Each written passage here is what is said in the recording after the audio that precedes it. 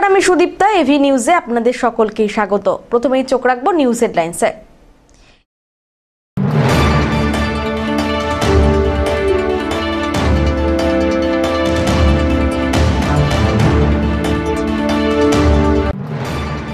জলপাইগুড়িতে ফের সক্রিয় বালি পাচার চক্র, চলছে পুলিশের অভিযান ধরপাকড়।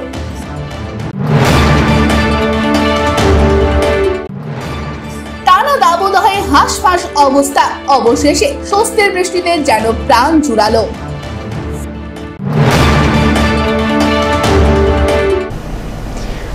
নমস্কার, আমি সুদীপ্তা। এভি নিউজে আপনাদের সকলকে স্বাগত। এবার আসছে বিস্তারিত সংবাদে।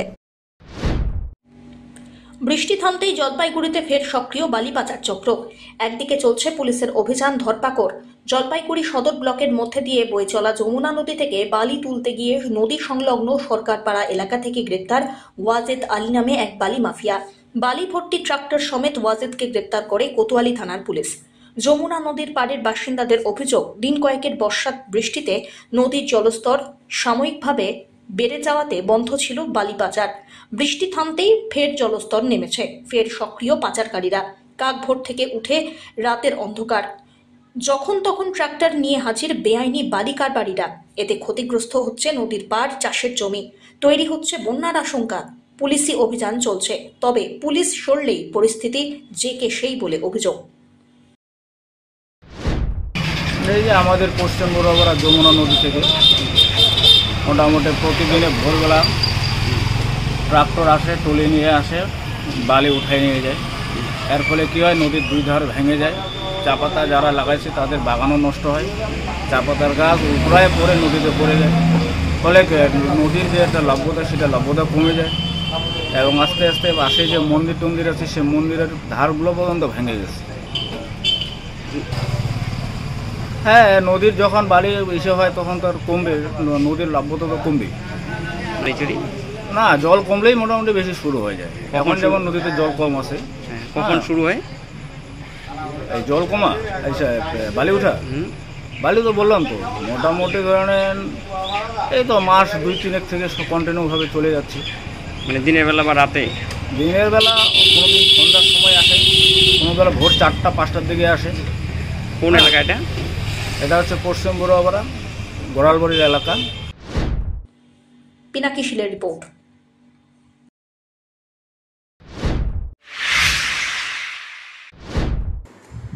তাপপ্রবাহ থেকে রক্ষা পাওয়ার উপায় তালিকা সহ লিফলেট প্রকাশের মাধ্যমে প্রচার শুরু করলো জলপাইগুড়ি জেলা স্বাস্থ্য দপ্তর। গত কয়েকদিন ধরে হাঁসফাঁস গরমে জেরবার জলপাইগুড়ির বাসিন্দারা। তাপমাত্রা 37 থেকে 38 ডিগ্রি সেলসিয়াসে ওঠানামা করছে। তীব্র গরমে অসুস্থ হয়ে পড়ার আশঙ্কা তৈরি হওয়ায় জেলা জুড়ে সচেতনতায় লিফলেট বিলি কর্মসূচি শুরু করে দিল স্বাস্থ্য দপ্তর। পথচারীদের সতর্ক করার পাশাপাশি জেলার প্রতিটি হাসপাতালে আলাদা করে 2টো বেডের ব্যবস্থা রাখতে বলা হয়েছে বলে মুখ্য স্বাস্থ্য আধিকারিক ডক্টর অসীম হালদার জানিয়েছে। জেলা জুড়ে আমাদের যে আইসি অ্যাক্টিভিটিস সেটা চলছে এবং কিছু আমাদের লিফলেট বা সেগুলো আমরা প্রত্যেক জায়গায় দিচ্ছি, যাতে লোক সাধারণ মানুষ যাতে বেরোতে গেলে ছাতা ব্যবহার করুন এবং মাথা ও কাঁধ ভিজে গামছা বা তোয়ালে কাপড় বা টুপি দিয়ে ঢেকে রাখুন। পাতলা ঢিলে সুতির হালকা রঙের জামা কাপড় পরুন। সর্বদা জল সঙ্গে রাখুন। তৃষ্ণা না পেলেও মধ্যে মধ্যে জল পান করুন। বাড়িতে তৈরি শরবত, লেবু জল, ফল এইগুলো খান। অসুস্থ হলে তাড়াতাড়ি আমাদের নিকটবর্তী যে স্বাস্থ্যকেন্দ্রগুলো রয়েছে সেখানে যাবেন, অথবা স্বাস্থ্যকর্মীর সাথে যোগাযোগ করে সেখানে যান এবং চড়া রোদের বাইরে যাতে না বেরোয় সেটা তাদেরকে বারণ করা আর কি। যদি বেরোতে হয় তাহলে বেশিক্ষণ যাতে দাঁড়িয়ে একটানা যাতে না হাঁটে এবং ছাতা মাথায় দিয়ে যাতে যায় এবং দিনের বেলায় চড়া রোদে বেশি পরিশ্রমের কাজ না করাই ভালো। যদি বেরোতেই হয় তাহলে সকালে বেরোবেন এবং দুপুর বেলাটাকে অ্যাভয়েড করবেন। এই সময় অতিরিক্ত চা, কফি, বোতলে ঠান্ডা পানীয় পান করবেন না। মানে ঠান্ডা জল খেলেই, কারণ যেহেতু ঠান্ডা গরম লাগে সেই জন্য ঠান্ডা খেলে বেশি ঠান্ডা লেগে যেতে পারে, তখন আবার অন্য একটা হতে পারে।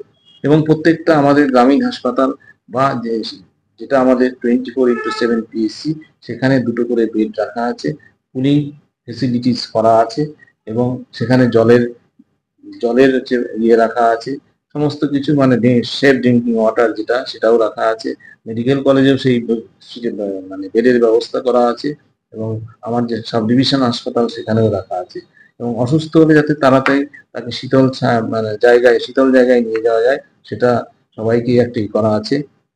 এবং এটা হচ্ছে প্রাথমিক চিকিৎসা, যে অসুস্থ হলে তাকে ঠান্ডা জায়গায় সেই রকম যে খবর আমাদের কাছে নেই এখন পর্যন্ত, কোনো রিপোর্ট নেই। রিপোর্টের কোনো যে মানে হিট স্ট্রোক বা হিট হয়ে মারা গেছে বা ভর্তি হয়েছে সেরকম কিছু আমার কাছে। তবে আমরা কিন্তু হিটের যে এটা মানে এত তাপমাত্রা বেড়েছে এবং তার যে প্রতিরোধের যে ব্যবস্থাগুলো আমরা করে রেখেছি। পিনাকি শীলের রিপোর্ট।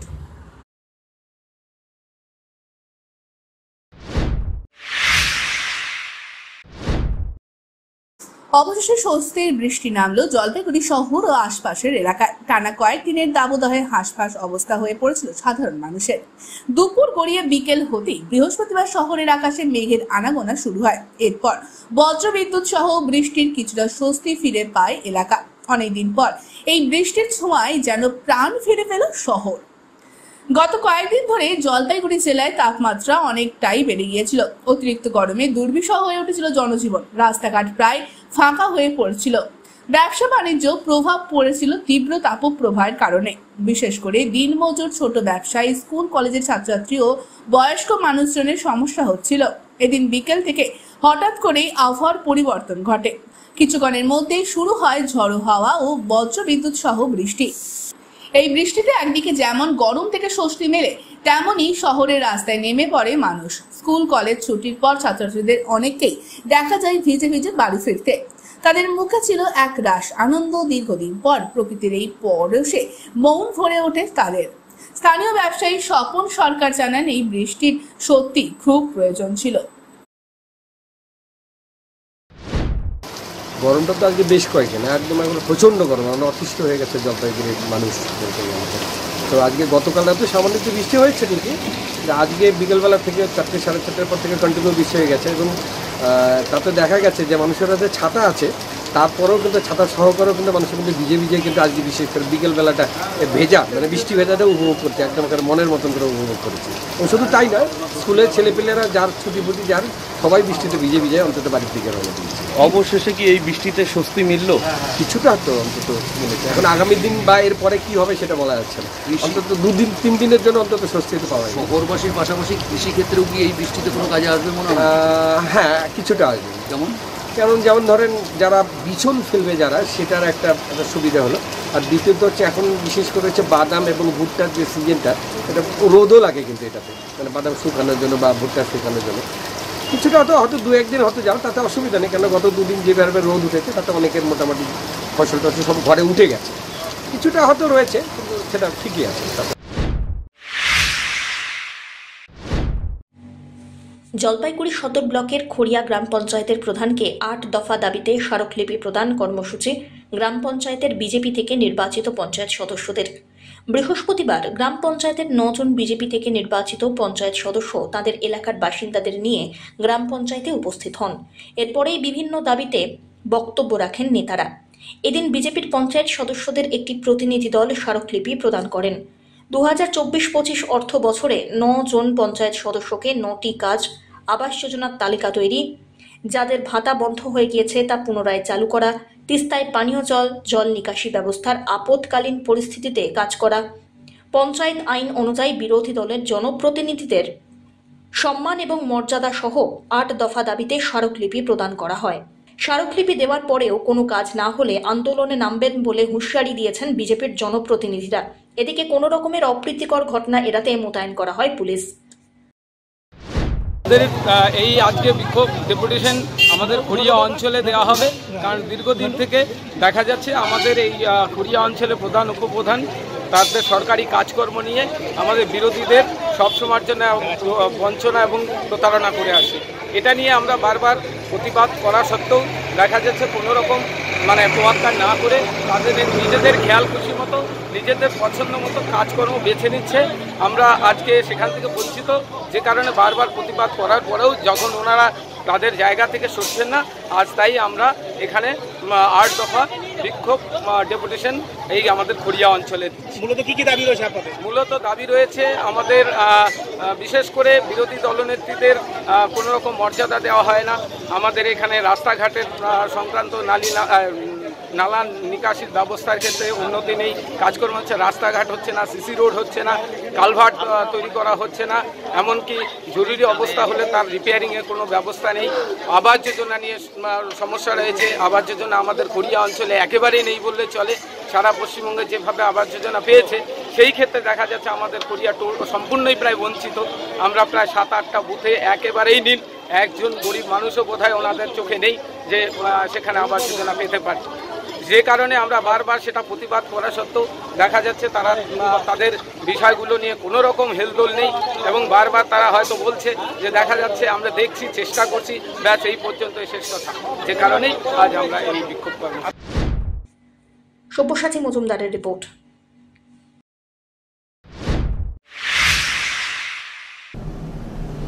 নিয়ে নিচ্ছে ছোট্ট একটি বিরতি, ফিরে আসছি বিরতির পর, সঙ্গে থাকুন।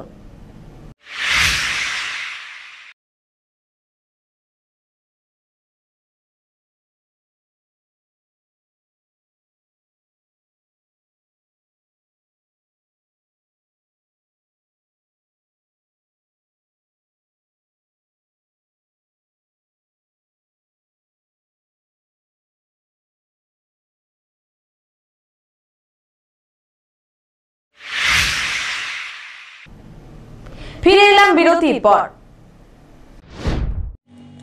বিদ্যালয়ে এসে ইলেকট্রিক স্কুটি চার্জে লাগিয়ে দিব্যি রয়েছেন শিক্ষক। বিদ্যুতের বিল দেবে বিদ্যালয় আর স্কুটি চার্জ হচ্ছে শিক্ষকের।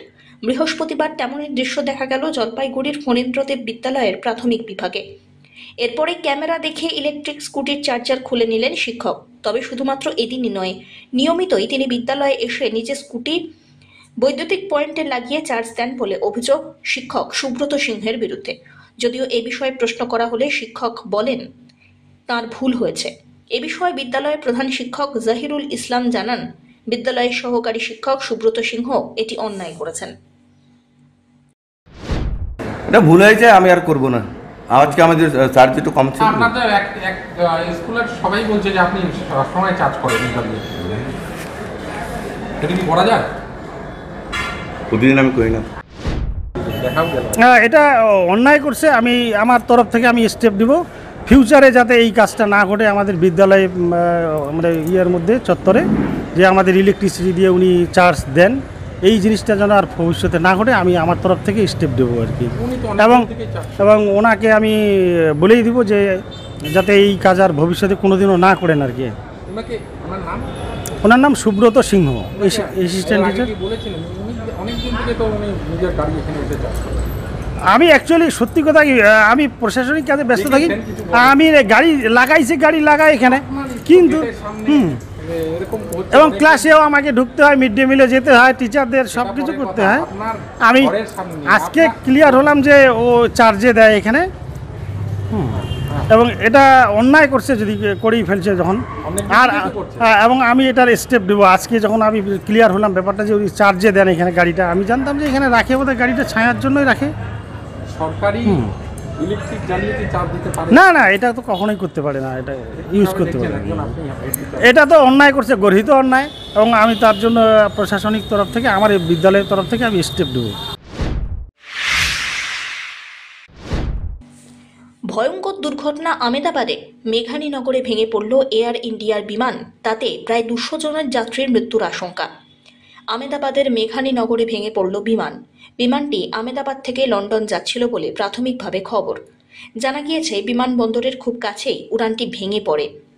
আরও জানা গিয়েছে টেক অফের সময় গাছে ধাক্কা লেগে বিমানের পিছনের অংশ ক্ষতিগ্রস্ত হয়। তারপরে কিছুক্ষণের মধ্যেই ঘটে দুর্ঘটনা। ঘটনাস্থলে পৌঁছয় দমকলের অন্তত 7টি ইঞ্জিন। আহতদের উদ্ধার করে স্থানীয় সিভিল হাসপাতালে নিয়ে যাওয়া হয়। ওই বিমানে বহু যাত্রী ছিলেন এমন খবর পাওয়া গেলেও ঠিক কতজন ছিলেন তা এখনো স্পষ্ট নয়। তবে জানা গিয়েছে বিমানটিতে 242 জন যাত্রী ছিলেন। ফলে মৃত্যুর সংখ্যা আরও বাড়তে পারে বলেই আশঙ্কা।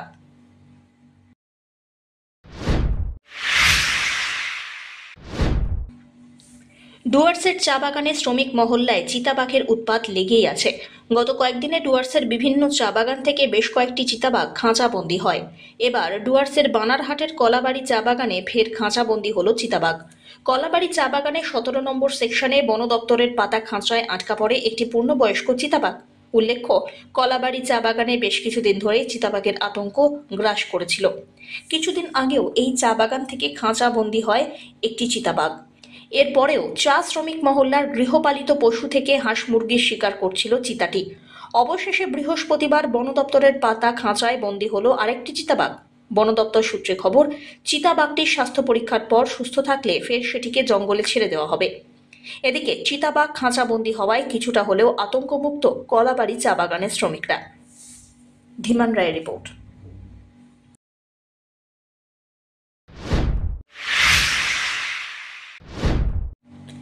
নদীতে ভেসে আসলো বিশাল আকৃতির অজগর সাপ। গ্রামবাসীরা সেটিকে উদ্ধার করে বেঁধে রাখে স্কুলের মাঠে। খবর দেওয়া হয় বন দপ্তরে। ঘটনাটি ঘটেছে বানারহাট ব্লকের মধ্য শালবাড়ি এলাকার বেরুবাগ নদীতে।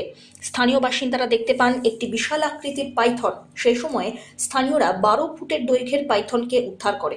এদিকে পাইথনের খবর এলাকায় ছড়াতেই একের পর এক মানুষ ভিড় জমান। খবর পেয়ে ঘটনাস্থলে পৌঁছয় মরারঘাট রেঞ্জের খট্টিমারি বিটের বনকর্মীরা। উদ্ধার হওয়া পাইথনটির দৈর্ঘ্য প্রায় 12 ফুট। বন দপ্তরের তরফ থেকে জানানো হয়েছে এটিকে পর্যবেক্ষণে রাখার পর মরারঘাট রেঞ্জের জঙ্গলে ছেড়ে দেওয়া হবে।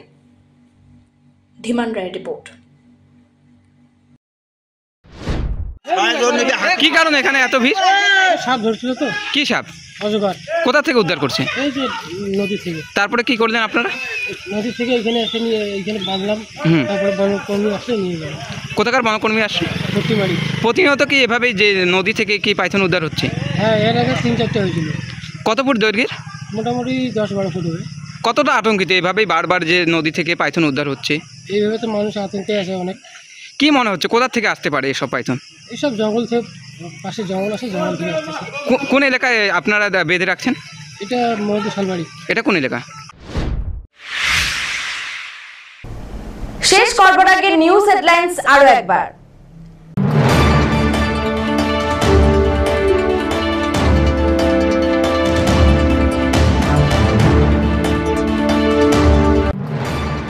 জলপাইগুড়িতে ফের সক্রিয় বালি পাচার চক্র, চলছে পুলিশের অভিযান ধরপাকড়।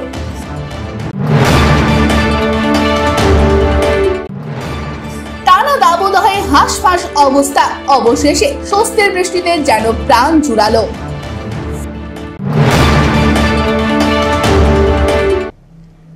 এখনকার মতন এভি নিউজ এ পর্যন্তই। পরবর্তীতে আসছি আরো সংবাদ নিয়ে। দেখতে থাকুন আমার ভিশন। নমস্কার।